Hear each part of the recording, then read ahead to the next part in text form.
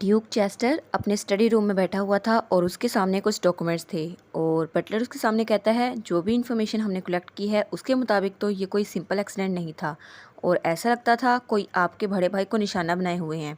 तो ड्यूक अपना हाथ मेज़ पर मारता है और वो कहता है किसकी हिम्मत हो सकती है जो मेरे भाई को नुकसान पहुँचाना चाहे, लेकिन सस्पेक्ट हो कौन सकता है। तो रोहन कहता है ये कैस करना तो बहुत ज़्यादा हार्ड है, अगर आपको इकलौते सर्वाइवर रियल लपेल की टेस्टिमनी मिल जाए तो ये काम ज़्यादा आसान हो जाएगा।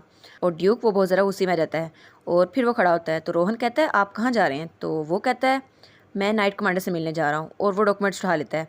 तो रोहन कहता है लेकिन आप खुद क्यों जा रहे हैं, उसको यहाँ पर बुला लें। तो वो कहता है नहीं, मुझे थोड़ी ताज़ा हवा चाहिए।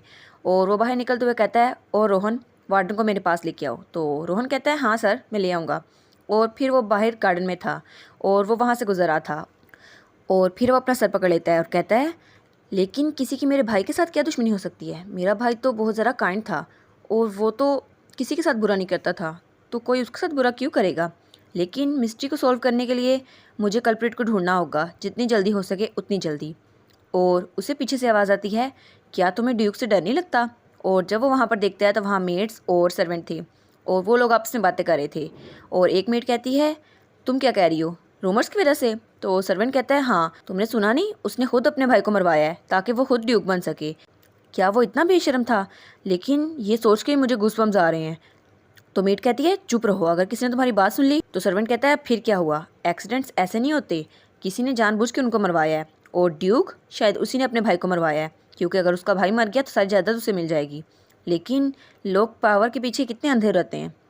तब ड्यूक बहुत ज़रा गुस्से में रहता है और वो कहता है बस इन्हीं बातों को ख़त्म करने के लिए मुझे कल्प्रिट को जल्दी से जल्दी ढूंढना होगा। और फिर वो नाइट कमांडर के पास जाता है और कहता है शेन कहाँ हो तुम। तो नाइट कमांडर उसके सामने आता है और कहता है सर चेस्टर। और वो कहता है आप यहाँ पर क्यों आ गए, क्या कुछ गलत हुआ है। तो ड्यूक कहता है एक सर्च पार्टी बनाओ एलीट कमांडर से और मुझे किसी को ढूंढना है। तो नाइट कमांडर कहता है लेकिन सर्च पार्टी वो किसके लिए। तो ड्यूक उसको वो डॉक्यूमेंट्स देता है। तो नाइट कमांडर उसको पढ़ता है और कहता है क्या ये सच हो सकता है। ड्यूक कहता है ये तुम्हारा काम है, तुम पता कर सको। तो नाइट कमांडर कहता है ठीक है जैसा आप कहें। तब ड्यूक कहता है ठीक है अब तुम आ ही गए हो तो वार्डन को भी अपने साथ ले जाओ, वो बहुत ज़्यादा हेल्पफुल होगा। और फिर वो वार्डन को पकड़ता है जो कि एक डॉगी था। वो कहता है वार्डन मेरे लिए थोड़ा सा काम कर दो।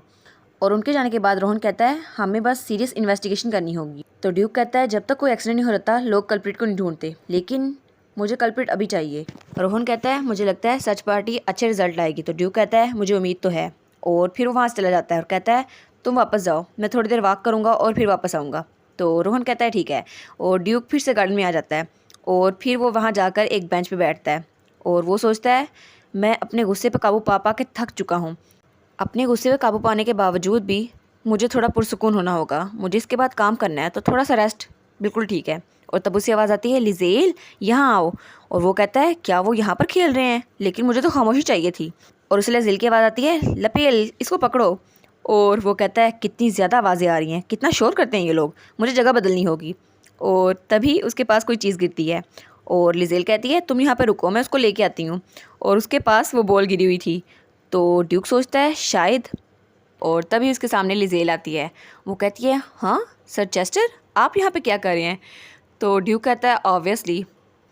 तो लिजेल कहती है आपको डिस्टर्ब करने के लिए माफ़ी चाहूँगी, आप रेस्ट कर रहे थे ना, लेकिन लपेल बहुत अच्छी किक करता है इसलिए फ़ुटबॉल इतनी दूर आ गया।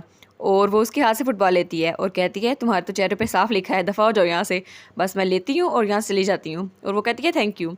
और जब वो फुटबॉल पकड़ी होती है तो ड्यूक के हाथ पे वो स्क्रैच देखती है और उसे याद आता है कि स्क्रैच तब लगा था जब ड्यूक ने उसकी जान बचाई थी। और वो कहती है कल मेरी हेल्प करने की वजह से इन पर ये स्क्रैच आया, तो मुझे इनकी हेल्प करनी चाहिए। और वो कहती है एक्सक्यूज़ मी क्या आपने कोई ट्रीटमेंट नहीं लिया। तो ड्यूक कहता है क्या। तो वो उसके पास आकर कहती है अपने हाथ तो देखें, अगर आपने ट्रीटमेंट नहीं किया तो टेटनस हो जाएगा। तो ड्यूक कहता है टेटनस वो क्या होता है, लेकिन क्या ये सीरियस है। तो उसके सामने कहता है नहीं नहीं कोई मसला नहीं है, मैं इसकी देखभाल कर लूँगा। तो लिजेल कहती है नहीं अभी से अप्लाई करें, अगर टेटनस हो गया तो ये मेरी गलती होगी। और फिर वो मेड को आवाज़ देती है, कहती है टिया। तो ड्यूक पीछे से कहता है नहीं नहीं मैं ठीक हूँ। तो वहाँ मेड आ जाती है और कहती है यस माई लेडी। तो हमारी लिजेल कहती है लपेल को थोड़ी देर के लिए कहीं छोड़ दो और फर्स्ट एड किट लेके आओ। और मेड वहाँ से चली जाती है। तो ड्यूक कहता है ये सब कुछ खुद ही करी जा रही है, मैंने इसको मना भी किया था। और वहाँ से उठने लगता है और कहता है कितना अनोइंग है, मैं कहीं और ही चला जाता हूँ। तो लिजेल उससे कहती है क्या तुम मेरे साथ अपसेट हो इसलिए यहाँ से भाग रहे हो। तो ड्यूक वहीं पर रुक जाता है और कहता है मैं इसके साथ क्यों अपसेट होगा। और उसको कहता है ये तो इम्पॉसिबल है, तो वो कहती है हाँ शुक्र है आप अपसेट नहीं है, लेकिन अगर टेटनस ना हुआ, स्कार भी हो गया, फिर भी ये मुझसे कंप्लेन करेगा। मुझे तो यहाँ होना भी नहीं चाहिए था, लेकिन जब तक मेडिसिन अप्लाई नहीं रहती मैं यहीं पर हूँ। और फिर वो दोनों खामोश बैठे थे। तब मेड वहाँ पर फर्स्ट एड किट ले आती है और कहती है लेडी लिजेल मैं ले आई। और लिजेल कहती है थैंक यू टिया। और फिर वो फर्स्ट एड किट उसके सामने करती है और कहती है कम ऑन मैं इसको ले आई हूँ, तो जब तक आप अप्लाई नहीं कर लेते मैं यहीं पर हूँ। तो ड्यूक कहता है बस इसमें मैं कुछ नहीं कर सकता और अपना हाथ आगे करता है। और लिजेल उसके हाथ को देखती है और वो कहती है क्या आपको लगा था कि मैं आपको ट्रीट करने वाली हूँ? और वो बहुत ज़्यादा इवल स्माइल दे रही थी। तो ड्यूक कहता है क्या? और वो उसके हाथ में वो फर्स्ट एड किट दे देती है और कहती है एनीवेज इसको रखें अपने पास। और कहती है लपेल मेरा इंतज़ार कर रहा होगा तो मुझे जाना ही होगा। और ड्यूक पीछे शौक बैठा था। Oh Liesel rocked and Duke shocked. और ड्यूक कहता है क्या? और वो अपना चेहरा पकड़ लेता है और कहता है मैंने लगता है कोई गलती कर दी, मैं तो एम्बेरसमेंट के मारे मर जाऊंगा। ओह ड्यूक तुम और तुम्हारी एम्बेरसमेंट। फिर हमें रात का सीन दिखाया जाता है और लिजेल बेड तैयार कर रही थी। वो कहती है लपेल, और लपेल वहाँ आता है और कहता है लिजेल देखो मैंने अपने पजामास खुद पहन लिए। तो लिजेल कहती है वाह तुमने तो बहुत अच्छा काम किया। और वो कहती है ठीक है अब कंबल में आ जाओ। तो लिपेल जल्दी से भागता हुआ आता है और कहता है हाँ हाँ मैं आ रहा हूँ। और फिर वो दोनों लेट जाते हैं। तो लिजेल कहती है गुड नाइट लपेल। तो लपेल कहता है हाँ तुम्हें भी गुड नाइट। और लपेल कहता है बाय द वे हम लोग वापस कब जाएंगे? तो लिजेल कहती है वापस, लेकिन कहाँ पर? तो वो कहता है घर। तो लिजेल कहती है घर? ये तुम्हारा घर है लपेल? तो वो कहता है नहीं यहाँ पर नहीं, मुझे ग्रैंड पेरेंट्स से मिलना है, मुझे ग्रैंडपा और ग्रैंडमा से मिलना है, वो कितने अच्छे थे। तो लिजेल कहती है इट्स ओके लपेल, तुम्हें बस यहाँ पर रहना है और हेल्दी रहना है और खेलो कूदो जो मर्ज़ी करो। तो लपेल कहता है लेकिन। और फिर हमें सुबह का सीन दिखाया जाता है और वो दोनों नाश्ता कर रहे थे और लपेल बड़े आराम से नाश्ता कर रहा था। तो लिजेल कहती है लपेल तुम्हें क्या हुआ है, क्या खाना अच्छा नहीं है? तो वो कहता है नहीं और खाना खाने लगता है। और लिजेल कहती है क्या एक 5 साल के बच्चे ने अभी आह भरी, लेकिन इसको कौन सा दुख लग गया है? मुझे भी तो इसको छोड़ के जाना ही होगा, तो मुझे कुछ ना कुछ तो करना होगा, लेकिन इस वक्त मैं क्या कर सकती हूँ? और फिर वो भी सैड हो जाती है और कहती है लेकिन अब मैं क्या करूँ? टू बी ऑनेस्ट मुझे भी डर है कि मैं लपेल को दोबारा नहीं देख सकूँगी, लेकिन मुझे इसकी अटेंशन को डाइवर्ट करना ही होगा। और फिर उसको एक प्लान आता है और कहती है ओह मुझे पता चल गया। और वो लपेल को कहती है लपेल क्या हम लोग टाउन चलें? तो लपेल कहता है टाउन? वो कहाँ पर है? तो वो कहती है टाउन तो बहुत बड़ा है, तुम उसे देखना चाहोगे, वो इस मेंशन के बाहर है। और वो कहती है तुम वहाँ पर बहुत ज़रा मज़े करोगे, वहाँ तो बहुत ज़रा स्टोर्स हैं जहाँ पे डिलीशियस स्वीट्स बेचते हैं, तुम्हें बहुत ज़रा पसंद आएंगे। तो हमारा लपेल बहुत ज़्यादा खुश रहता है, कहता है हाँ ठीक है हम चलेंगे बाहर। तो लिजेल कहती है ठीक है तो हम चलते हैं। तो लपेल भी खुशी से चिल्लाता है और कहता है वाह हम लोग टाउन जाएंगे। और लिजेल कहती है हाँ ये मैंने कह तो दिया था, लेकिन मैं भूल ही गई थी, लैंडलॉर्ड की परमिशन लेना भी तो लाजमी है। और चेस्टर के ऑफिस के सामने खड़ी थी। और वो कहती है ऐसा लगता नहीं वो अलाउ करेगा क्योंकि ये बहुत ज़्यादा डेंजरस होगा। ड्यूक तो बहुत मुश्किल से हमें गार्डन में जाने देता है और हमारे साथ एक सिपाही हर वक्त मौजूद होता है, तो क्या वो हमें टाउन जाने देगा? और वो सोचती है कि मेरे पीछे तो सिर्फ एक सिपाही नहीं बहुत सारे लोग थे, मुझे लगता है वो लोग मुझ पर नज़र रखे हुए हैं, ऐसा लगता है मैं अंडर सर्विलेंस हूँ, जैसे मैंने कोई गुनाह कर दिया है। और फिर वो सोच रही होती है फिर भी मैं इस सबसे थक चुकी हूँ, लेकिन मुझे परमिशन तो लेनी होगी। और तभी वहाँ पर रोहन आता है। वो कहता है लेडी लिजेल क्या आपको सर चेस्टर के साथ कोई काम है? तो वो कहती है हाँ रोहन वो। तो वो कहता है अगर आपको काम है तो आप अंदर क्यों ना जाती, क्या आपको डर है कि आप उन्हें तंग करेंगी? तो वो कहती है असल में। वो कहती है फिर भी मुझे ये करना ही होगा, रिजेक्शन हो या कुछ भी हो मुझे कुछ तो करना ही होगा। और तब वो ड्यूक के सामने थी। तो ड्यूक कहता है ये नामुमकिन है। लिजेल कहती है देखा मुझे पहले ही पता था। और रोहन कहता है इन्होंने तो मेरी बात भी नहीं रखी, ये तो अपने बात से हिल ही नहीं रहे। और वो कहती है ड्यूक आप इस बारे में दोबारा नहीं सोच सकते? और वो कहती है मैं गिव अप नहीं कर सकती, मैंने लपेल से प्रॉमिस किया है।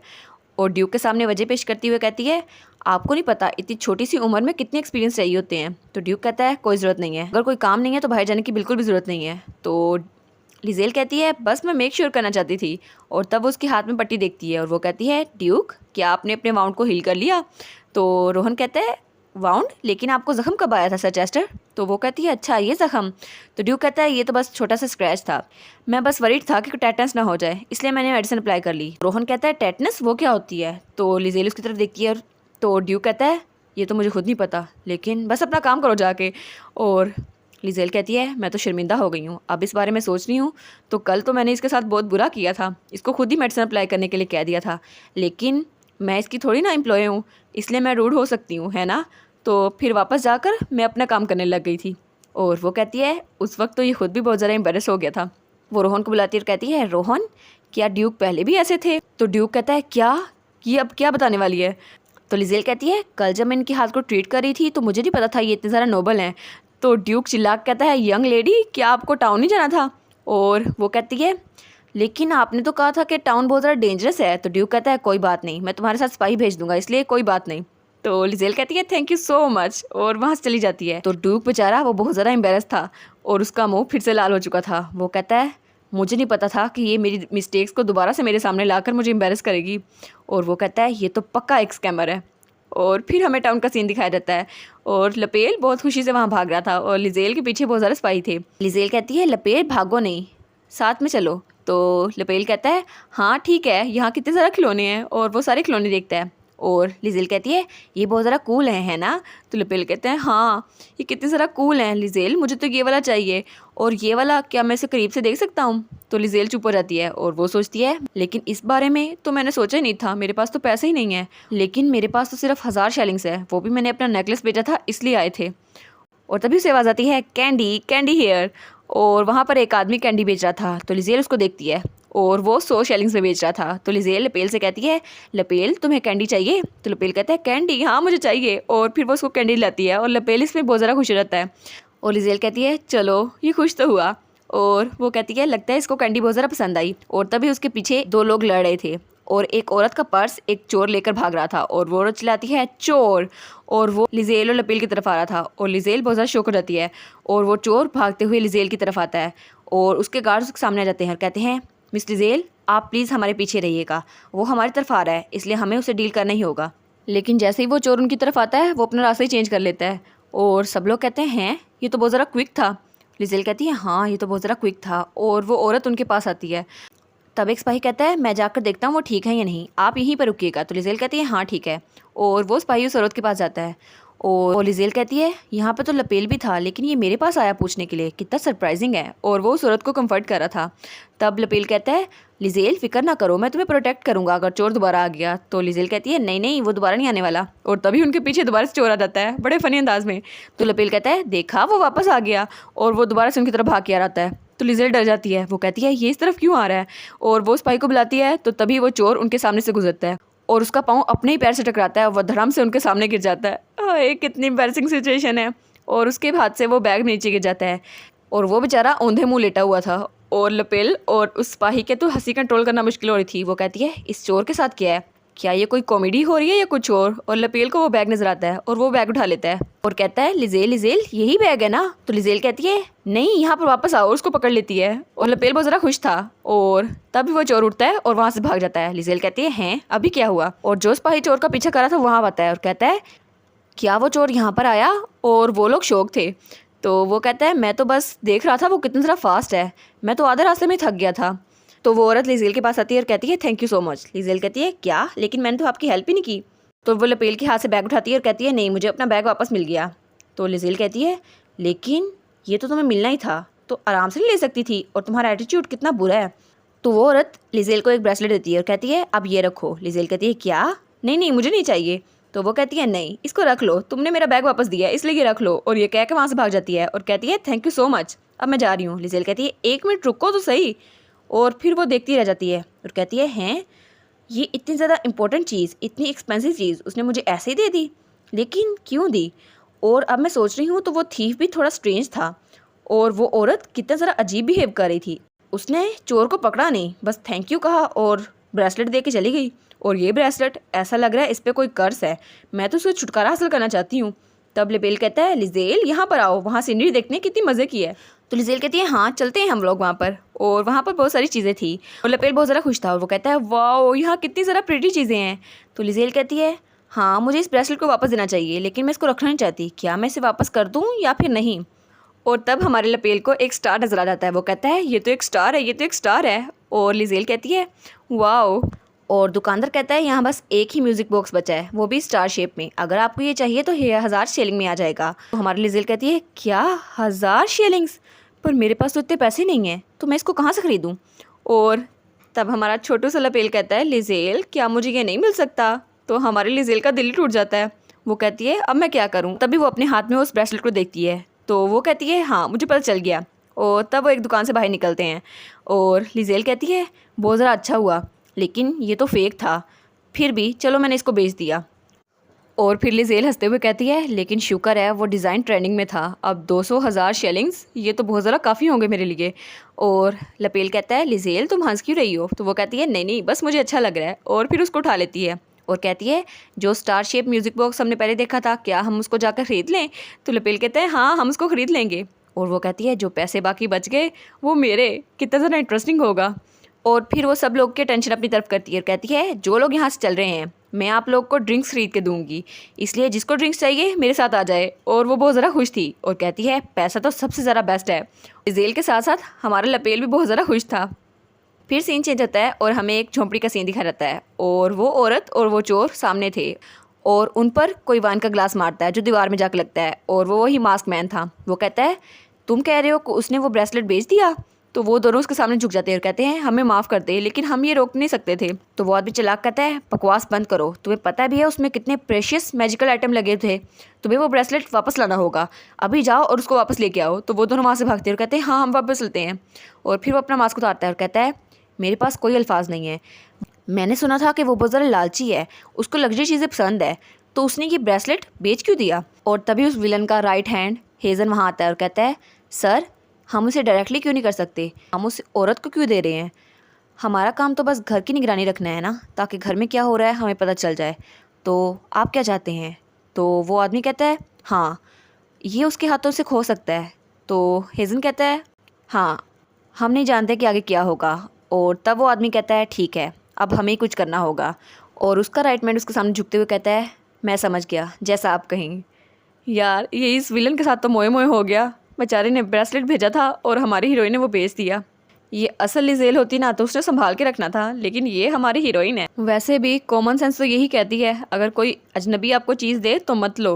हीरोइन ने बड़ा अच्छा काम किया, वैसे भी उसको पैसे की ज़रूरत थी ना। चलो इस विलन के साथ तो बड़ा ही बुरा हुआ, बेचारा प्लान ही फेल हो गया बेचारे का। और इसी के साथ ये वाला पार्ट यहाँ पर ख़त्म। तो आप लोग बताइएगा आपको ये पार्ट कैसा लगा, प्लीज़ लाइक करिएगा, कमेंट करिएगा और शेयर करिएगा। और जो न्यू व्यूवर्स हैं काइंडली वो चैनल को सब्सक्राइब कर दें। और पिछली वीडियोस का लिंक आपकी स्क्रीन पर नज़र आ रहा होगा तो काइंडली उनको भी चेकआउट कर लें। Thank you so much.